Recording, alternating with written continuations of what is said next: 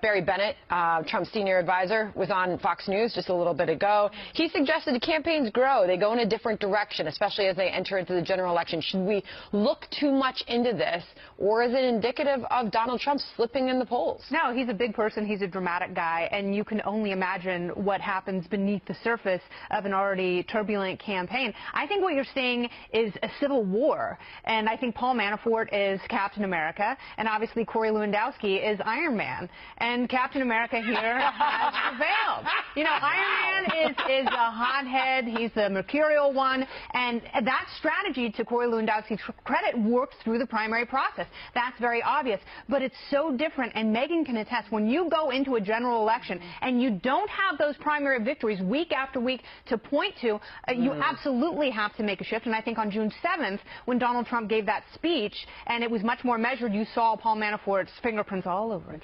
Well, Megan, you can give us perspective as family's involvement in all of this, as the daughter of one of our country's biggest politicians, John McCain. Clearly, we're learning that the children were behind this move. And listen, on my father's campaign, I made a lot of suggestions that he ended up listening to. I have no doubt Ivanka Trump and his other sons had a big hand in this.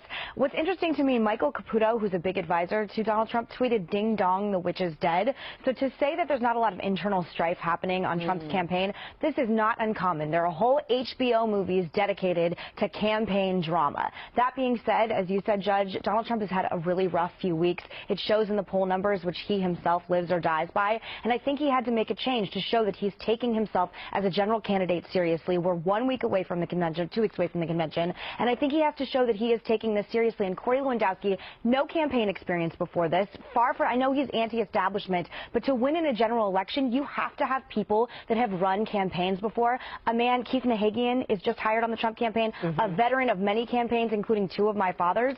Things like that ease my concerns right now. People like me like veterans of politics. We're going up against Hillary Clinton, who has an absolute juggernaut of a campaign, and we need people who, quite frankly, aren't just, you know, controversial campaign managers who are best known for manhandling reporters. I wonder if the timing is influential here. I mean, Hillary Clinton is about to be able to spend $1 billion. She's got 875 employees. We don't know what Donald has. He has fewer than 100 employees. The convention is 2 or 3 weeks away. He's been the presumptive nominee now for 7 weeks. I don't know why this happened now, unless, as John Roberts explained, it's been a Game of Thrones gotcha, gotcha, gotcha. This ding-dong, the witch is dead, sounds like a gag, but it's very important. Corey Lewandowski, according to Charlie Gasparino, who may have seen the document, I haven't, signed an ironclad non-disparagement agreement. He cannot, unless he violates the agreement, criticize Donald Trump, unless the Trump people criticize him first. Ah, that's interesting. So I wonder if that actually counts as a violation. Well, it's this fellow that did the ding dong, the witch is dead. I feel ridiculous saying this. It's the guy who said this in the campaign. He's a close advisor to Donald Trump. Because let's face it, that in this goodbye from the Trump campaign, at the end of it, they thanked Corey Lewandowski for all of his contributions and success of the campaign. But I mean, Donald Trump has always supported him, even when he was having problems with that reporter and Michelle Fields and all that went on with Lewandowski. I mean, Donald Trump said, "No way am I going to get rid of this guy. I believe in him." So, I mean, I think that's part of the softening of the language, too. I mean, they're friends. They've been together since the beginning.